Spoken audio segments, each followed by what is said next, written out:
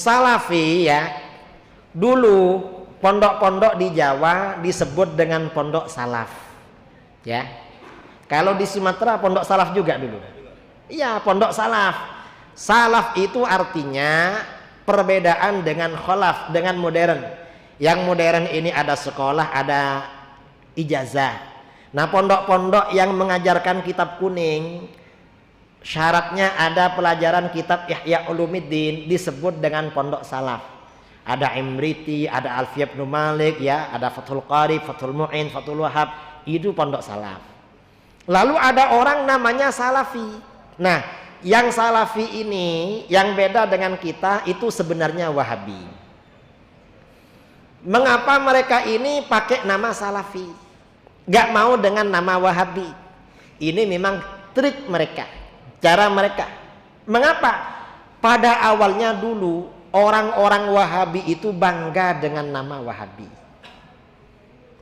Dari bangganya pada nama Wahabi, ada seorang ulama Wahabi namanya Syekh Sulaiman bin Sahman An-Najdi. Gurunya Raja Abdul Aziz, pendiri kerajaan Saudi Arabia, menulis kitab berjudul At-Tuhfatus Saniyah wal Hadiyatul Wahabiyah An-Najdiyah, anugerah yang luhur dan hadiah Wahabi dari Najd.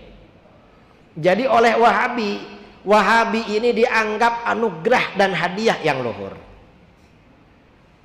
Mereka bangga dengan nama itu. Lalu terjadi perang saudara sesama Wahabi. Setelah terjadi perang saudara, saling bunuh-membunuh, nama Wahabi menjadi jelek. Mengapa? Kerjanya membunuh saudaranya sendiri.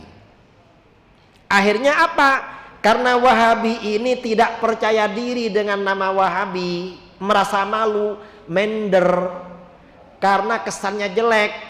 Wahabi ganti nama Salafi. Namanya Salafi. Karenanya Wahabi yang di sini namanya Salafi. Kalau dibilang Wahabi, mereka enggak kiai, saya ini bukan Wahabi. Apa? Kita ini Salafi. Gak mau dengan nama Wahabi. Tapi kalau ada orang berbicara Wahabi, mereka tersinggung duluan.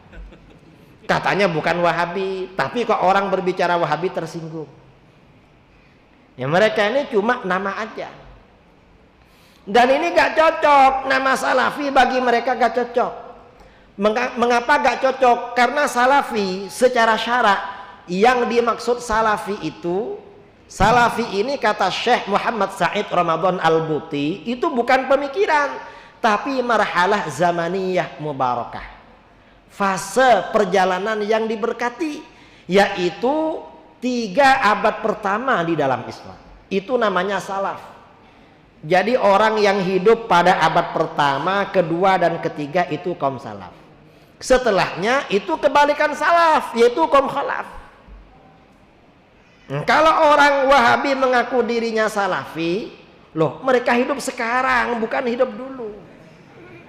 Kok bisa namanya salafi? Apa mereka itu percaya kepada reinkarnasi?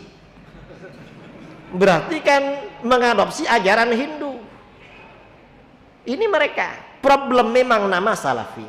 Dan Wahabi ini ya propagandanya mengikuti manhaj salaf.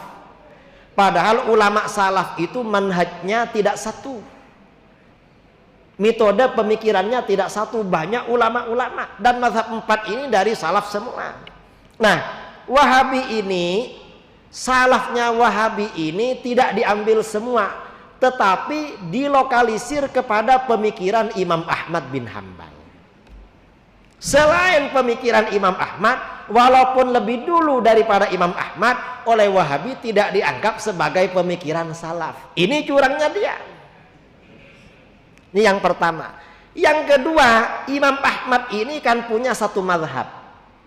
Pemikiran Imam Ahmad bin Hanbal ini gak diambil semua sama Wahabi, tapi masih disempitkan lagi, dilokalisir ya pada pemikiran-pemikiran Imam Ahmad yang diterima oleh Syekh Ibnu Taimiyah.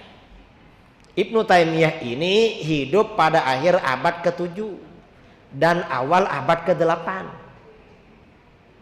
Nah, Dan menurut Wahabi, pemikiran Ibnu Taimiyah yang berbeda dengan Imam Ahmad bin Hambal, maka pendapat Imam Ahmad bin Hambal gak diambil. Mengapa? Yang dianggap salafi adalah pikiran Ibnu Taimiyah, padahal abad ke-8.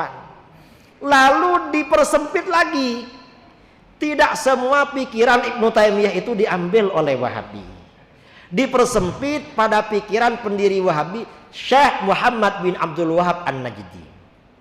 Karena itu, kalau ada pendapat Ibnu Taimiyah berbeda dengan Syekh Muhammad bin Abdul Wahab An-Najdi, pendapat Ibnu Taimiyah gak diambil.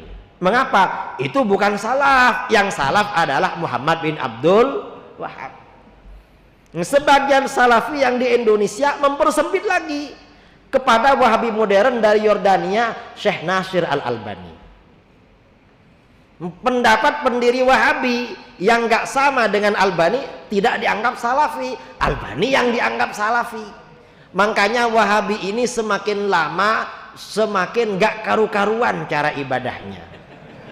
Beda dengan ibadahnya Wahabi yang dulu-dulu. Wahabi yang dulu-dulu itu cara sholatnya, ini cara sholat ya, bedanya dengan kita, mereka gak mau usolli, lalu tidak mau baca kunut dan membaca pelan basmalah. Itu yang dulu. Sekarang bukan cuma itu. Wahabi yang sekarang ini cara berdirinya beda. Kalau Wahabi yang dulu posisi kakinya sama dengan kita, bagian depan kira-kira 1 jengkal, bagian belakang kira-kira, yang depan itu 1 jengkal, bagian belakang 1 genggam. Yang sekarang ini jarak kakinya kira-kira setengah meter dan menginjak kaki jamaah sebelah. Yang dulu kayak begitu, ini Wahabi modern.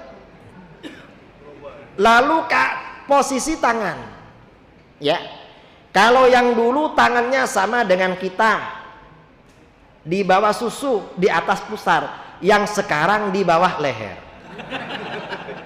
Akhirnya mirip layang-layang. Ini mereka beda terus lah. Jadi berkembang mereka, semakin lama tambah gak karu-karuan. Ini apalagi ini.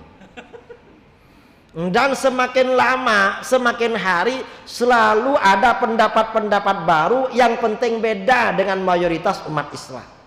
Dan pendapat mereka ini dianggap salaf, padahal dulunya gak ada. Ini salaf yang mana? Artinya cuma namanya salafi. Karena itu oleh para ulama, para asatid, oh kalau begitu salafi itu bukan pengikut kaum salaf, tetapi sebenarnya istilah orang-orang yang salah fikir. Pikirannya salah berarti itu. Jadi kira-kira begitulah salafi itu. Yang salafi itu ya Wahabilah setali 3 uang, bagaikan pinang dibelah menjadi 2. Itu salafi dengan Wahabi gak ada bedanya. Nah sekarang ini karena nama salafi tidak mengangkat derajat mereka, Wahabi ini ada yang bikin nama baru. Apa namanya? Mereka ini mengaku sebagai pengikut ahlul hadis wal athar. Karena mereka ini mengaku pengikut ahlul hadis wal athar, nama-nama mereka diabu-abukan semua.